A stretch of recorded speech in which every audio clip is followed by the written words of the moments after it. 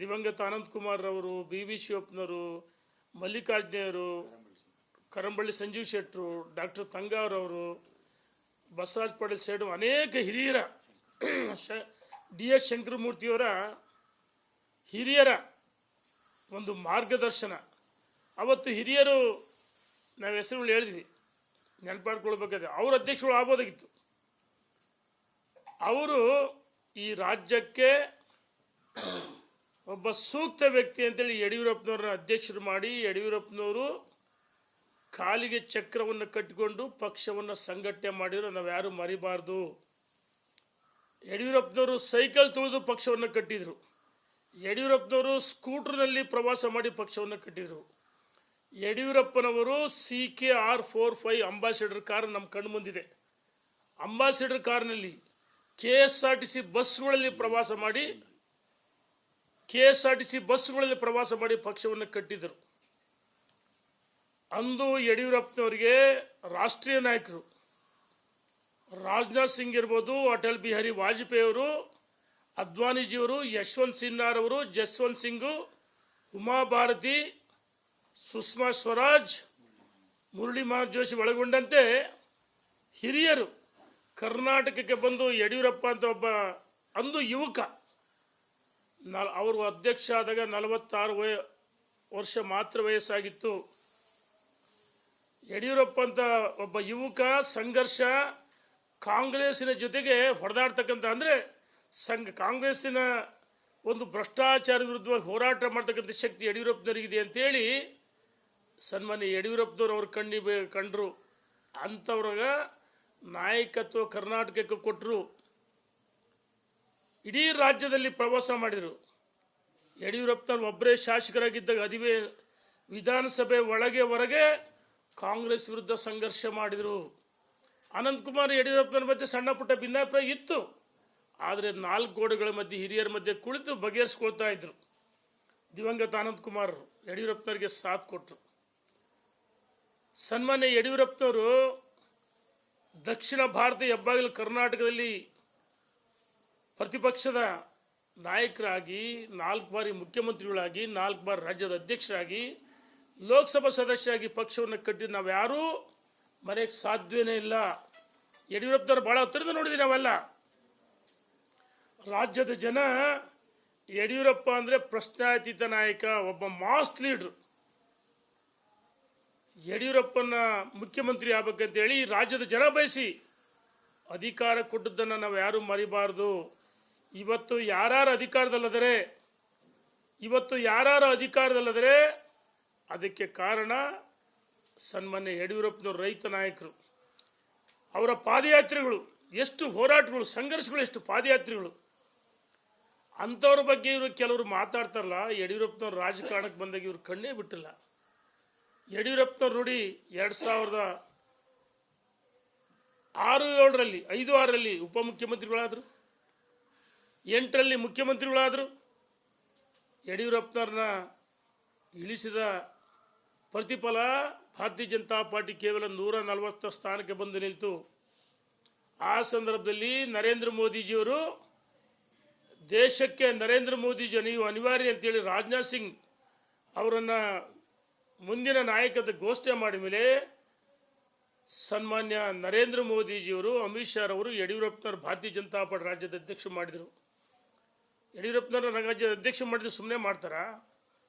ಅವರಿಗೆ ಸಂಘಟನಾ ಚಾತುರ್ಯ ಇದೆ, ಹೋರಾಟ ಮಾಡ್ತಾರೆ, ಕಾಂಗ್ರೆಸ್ ಸಂಘರ್ಷ ಮಾಡ್ತಾರೆ, ಪಕ್ಷವನ್ನು ಅಧಿಕಾರಕ್ಕೆ ತರ್ತಾರೆ, ಹಳ್ಳಿಗಳಲ್ಲಿ ಗಾದಿ ಹೇಳ್ತಾರೆ. ಯಡಿಯೂರಪ್ಪನವ್ರು ನೋಡಿರತಕ್ಕಂಥ ಹಳ್ಳಿಗಳಿಲ್ಲ, ಕೋಳಿ ಕೂಗಿದ ಊರುಗಳಿಲ್ಲ ಅಂತ ಹೇಳ್ತಾರೆ ನಾನೇ. ಹೌದು, ಅಂತ ಯಡಿಯೂರಪ್ಪನವ್ರ ಬಗ್ಗೆ ಸೈಕಲ್ ತುಳಿದು ಪ್ರವಾಸ ಮಾಡಿದರು. ಕಾಲಿಗೆ ಚಕ್ರ ಕಟ್ಕೊಂಡು ತಿರುಗ್ತಾರೆ ಯಡಿಯೂರಪ್ಪನವರಂಥ ಮಹಾನ್ ನಾಯಕನ ಕರೆತಂದು 2018ರಲ್ಲಿ ರಾಜ್ಯದ ಅಧ್ಯಕ್ಷರು ಮಾಡಿದರು ನರೇಂದ್ರ ಮೋದಿಜಿ ಮತ್ತು ಅಮಿತ್ ಶಾ ಅವರು. ಆ ಸಂದರ್ಭದಲ್ಲಿ ಕೆಲವು ಅನಗತ್ಯವಾಗಿ ಕಿರುಕುಳ ಪಕ್ಷ ಸಂಘಟನೆ ಮಾಡೋ ಸಂದರ್ಭದಲ್ಲಿ ಎಷ್ಟು ಗೊಂದಲಗಳು ಮಾಡಿದರು. ಅದಕ್ಕೆ 104, 125, 30 ಇತ್ತು, ಆದರೆ ಅದರ 104-5 ಸ್ಥಾನ ಬಂದವು. ಕಾಂಗ್ರೆಸ್ ಜೆಡಿಎಸ್ನ ಕೆಲವು ಸಚಿವರುಗಳು ಶಾಸಕರುಗಳು ಈ ರಾಜ್ಯದಲ್ಲಿ ನರೇಂದ್ರ ಮೋದಿ ಏನು ದೇಶದಲ್ಲಿ ನರೇಂದ್ರ ಮೋದಿಜಿಯವರು ಆಡಳಿತವನ್ನು ಒಪ್ಕೊಂಡಿದ್ರು, ದೇಶಕ್ಕೆ ಮೋದಿಜಿ ರಾಜ್ಯಕ್ಕೆ ಯಡಿಯೂರಪ್ಪ ಬೇಕಂತ ಹೇಳಿ ರಾಜೀನಾಮೆ ಕೊಟ್ಟು ಭಾರತೀಯ ಜನತಾ ಪಾರ್ಟಿ ಬಂದರು. ರಾಜ್ಯದ ಜನ ನಡೆದಂಥ ಉಪಚುನಾವಣೆಗಳಲ್ಲಿ ಅವರೆಲ್ಲರನ್ನು ಆಯ್ಕೆ ಮಾಡಿದ್ರು. ಯಡಿಯೂರಪ್ಪನವ್ರ ನಾಯಕತ್ವ, ಮೋದಿಜಿಯವ್ರ ನಾಯಕತ್ವ. 2021ರಲ್ಲಿ ಅನಗತ್ಯವಾಗಿ ಯಡಿಯೂರಪ್ಪನವ್ರನಾಗ ಇದೇ ರೀತಿ ಮುಖ್ಯಮಂತ್ರಿಗಳಾಗಿದ್ದಾಗ ಎರಡನೇ ಬಾರಿಗೆ ಎಷ್ಟು ಕಿರುಕುಳ ಕೊಟ್ಟರು ಈಗಿರ್ತಕ್ಕಂಥ ಕೆಲವರು. ಯಡಿಯೂರಪ್ಪನವ್ರು ರಾಜೀನಾಮೆ ಕೊಟ್ಟಾದಮೇಲೆ 2013ರಲ್ಲಿ ಕೇವಲ 46 ಸ್ಥಾನ ಗೆದ್ವಿ, ಮತ್ತೆ 66 ಸ್ಥಾನಕ್ಕೆ ಬಂದ್ವಿ. ಇದಕ್ಕೆ ಕಾರಣ ಕೆಲವರು ಕುತಂತ್ರದಿಂದ ಈ ರೀತಿ ಭಾರತೀಯ ಜನತಾ ಪಾರ್ಟಿಗೆ ಆಯಿತು. ರಾಜ್ಯದಲ್ಲಿ ಕಾರ್ಯಕರ್ತರು, ಮುಖಂಡರಿಗೆ ನೋವಾಗಿದೆ, ಈ ರಾಜ್ಯದ ಮತದಾರರಿಗೆ ನೋವಾಗಿದೆ. ಕಾಂಗ್ರೆಸ್ ಇವತ್ತು ಎಷ್ಟು ಆದಿಲ್ ಬೀದಿಲ್ ಕಚ್ಚಾಡ್ತಾ ಇದ್ದಾರೆ, ಅಧಿಕಾರಕ್ಕೋಸ್ಕರ ಎಷ್ಟು ಕಚ್ಚಾಡ್ತಾ ಇದ್ದಾರೆ. ಇಂಥ ಸಂದರ್ಭ ಒಗ್ಗಟ್ಟಾಗಿ ಕಾಂಗ್ರೆಸ್ ವಿರುದ್ಧ ಹೋರಾಟ ಮಾಡಬೇಕಾಯಿತು. ನಮ್ಮ ಹೋರಾಟ ಕಾಂಗ್ರೆಸ್ ವಿರುದ್ಧ, ಏನು ಯಡಿಯೂರಪ್ಪನವ್ರ ವಿರುದ್ಧ, ವಿಜಯೇಂದ್ರ ವಿರುದ್ಧ, BJP ವಿರುದ್ಧ ನಮ್ಮ ಹೋರಾಟನ ಜನ ಮಾತಾಡ್ತಾ ಇದ್ದಾರೆ. ನಮ್ಗೆ ಎಲ್ಲರೂ ಕುಳಿತಲ್ಲಿ ನಿಂತಲ್ಲಿ ಯಾವ ಕಾರಣಕ್ಕೋಸ್ಕರ ನಾವು BJP ಓಟ್ ಹಾಕಬೇಕು, ಅಧಿಕಾರಕ್ಕೆ ಬಂದಲ್ಲ ಈ ರೀತಿ ಯಡಿಯೂರಪ್ಪಗೆ ಅಪಮಾನ ಮಾಡ್ತಾರೆ, ನೀವು ನೋಡಿ ಸುಮ್ಮನೆ ಇದ್ದೀರಿ ಅಂತ ಹೇಳಿದ ಮೇಲೆ ಅನಿವಾರ್ಯವಾಗಿ ತುರ್ತಾಗಿ ಬೆಳಗ್ಗೆ 10 ನಾವು ಸೇರ್ಬೇಕಂತ ನಿರ್ಣಯ ಮಾಡಿ, ಯಾರು ತುರ್ತಾಗಿ ಇಲ್ಲಿದ್ದರೆ 5 ಜನ ಸೇರಿದ್ದೀವಿ. ಮುಂದಿನ ವಾರ ಮತ್ತೆ ನಾವೆಲ್ಲರ ಜೊತೆ ಚರ್ಚೆ ಮಾಡಿ ಸೇರ್ತೀವಿ. ಸನ್ಮಾನ್ಯ ವಿಜಯೇಂದ್ರವ್ರನ್ನ ರಾಜ್ಯದ ಅಧ್ಯಕ್ಷ ಮಾಡಿದ್ದು ನಾವ್ಯಾರೂ ಅಲ್ಲ, ಕರ್ನಾಟಕದವರಲ್ಲ, ಸಂಘ ಪರಿವಾರದ ಸಲಹೆಯನ್ನು ಪಡೆದು ಅಭಿಪ್ರಾಯವನ್ನು ಕ್ರೋಢೀಕರಿಸಿ ಈ ರಾಜ್ಯದ ಪ್ರಜ್ಞಾವಂತ ಮತದಾರರ ಜನರ ಭಾವನೆಗಳನ್ನು, ಕಾರ್ಯಕರ್ತರ ಮುಖಂಡರ ಭಾವನೆಗಳನ್ನು ಏನು ಚರ್ಚೆ ಮಾಡಿ ಈ ರಾಜ್ಯಕ್ಕೆ ಯಡಿಯೂರಪ್ಪ ಒಬ್ಬ ಸಂಘರ್ಷ ನಾಯಕ ಪಕ್ಷವನ್ನು ಕಟ್ಟಿದ್ರು. ಅದೇ ರೀತಿ ಒಬ್ಬ ಯುವಕ ವಿಜಯೇಂದ್ರ ಅವರಿಗೆ ಸಾಮರ್ಥ್ಯ ಇದೆ ಅಂತೇಳಿ ವಿಜಯೇಂದ್ರ ರಾಜ್ಯಾಧ್ಯಕ್ಷ ಮಾಡಿದ್ರು ರಾಷ್ಟ್ರೀಯ ನಾಯಕರು. ಇವರು ವಿಜಯೇಂದ್ರ ಪ್ರಶ್ನೆ ಮಾಡ್ತಾ ಇಲ್ಲ. ಇವತ್ತು ರಾಷ್ಟ್ರೀಯ ನಾಯಕರು ಮಾಡಿದಂಥ ರಾಜ್ಯದ ಅಧ್ಯಕ್ಷನ ಇವ್ರು ಪ್ರಶ್ನೆ ಮಾಡ್ತಾರೆ, ರಾಷ್ಟ್ರೀಯ ನಾಯಕರು ಪ್ರಶ್ನೆ ಮಾಡ್ತಾರಂದ್ರೆ ವಿಜಯೇಂದ್ರಗೆ ಅಪಮಾನ ಅಲ್ಲ.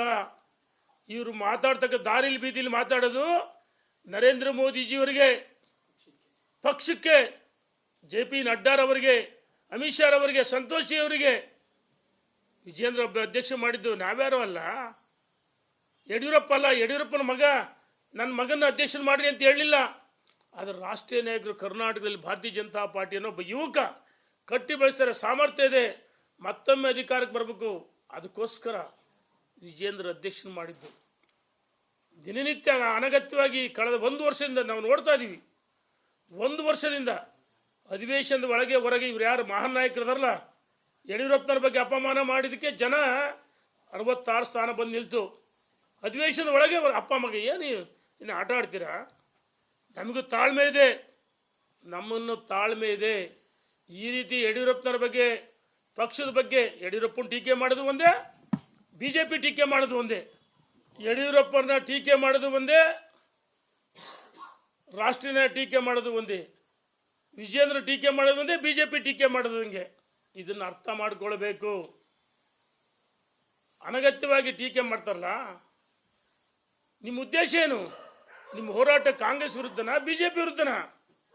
ಇವತ್ತು ರಾಜ್ಯದ ಕಾರ್ಯಕರ್ತರು ನಾವು ಮಾತಾಡಬಾರ್ದು ಮಾಧ್ಯಮದಲ್ಲಿ, ಆದರೆ ಅನಿವಾರ್ಯವಾಗಿ ರಾಜ್ಯದ ಕಾರ್ಯಕರ್ತರು, ಮುಖಂಡರುಗಳಿಗೆ ಇವತ್ತು ನಮ್ಮನ್ನು ಪ್ರಶ್ನೆ ಮಾಡ್ತಾ ಇದ್ದಾರೆ. ಏನಾಗ್ತದೆ ಪಕ್ಷದಲ್ಲಿ ಅಧಿಕಾರಕ್ಕೆ ಬಂದಲ್ಲಿ ಇಷ್ಟು ಕಚ್ಚಾಡ್ತೀರಿ ಅಂತ ಕಾರ್ಯಕರ್ತರು, ಮುಖಂಡರು ಕೇಳ್ತಾ ಇದ್ದಾರೆ. ರಾಜ್ಯದ ಜನ ಕಾಂಗ್ರೆಸ್ ಇವತ್ತು ಬಡದಾಡ್ತಾ ಇದ್ದಾರೆ. ಇಂಥ ಸಂದರ್ಭದಲ್ಲಿ ನಿಮ್ಮ ಒಗ್ಗಟ್ಟಿಲ್ಲ ಅಂತ ಜನ ಮಾತಾಡ್ತಾರೆ. ಕಾಂಗ್ರೆಸ್ಸಿನ ಮುಖಂಡರು ಹೇಳ್ತಿದ್ದಾರೆ, ನಮ್ಮ ಪಕ್ಷ ಅಂತ ದಾರಿ ಬಂದೋಗಿದೆ, ಬೀದಿಲಿ ಬಂದೋಗಿದೆ. ಆದರೆ ನಿಮ್ಮ ಪಕ್ಷ ಭಾರತೀಯ ಜನತಾ ಪಾರ್ಟಿ ಶಿಸ್ತು. ಆದರೆ ಈ ರೀತಿ ಕಾಂಗ್ರೆಸ್ಸಿನ ಮಂತ್ರಿಗಳು, ಶಾಸಕರು ಪ್ರಶ್ನೆ ಮಾಡ್ತಾರೆ. ಇವತ್ತು ನಾನು ಹೇಳ್ತಾ ಇದ್ದೀನಿ, ಇವತ್ತು ವಿಜಯೇಂದ್ರ ಯಡಿಯೂರಪ್ಪನ ಟೀಕೆ ಮಾಡೋದು ಒಂದೇ, ರಾಷ್ಟ್ರೀಯ ನಾಯಕರು ಟೀಕೆ ಯಾಕಂದ್ರೆ ರಾಷ್ಟ್ರೀಯ ನಾಯಕರು ಮಾಡಿದ್ದು ವಿಜಯೇಂದ್ರನ, ಯಡಿಯೂರಪ್ಪ BJP ಟೀಕೆ ಮಾಡಿದಂಗೆ ಅಂತ ನಾನು ಹೇಳಲಿಕ್ಕೆ ಇಚ್ಛೆ ಪಡ್ತೀನಿ.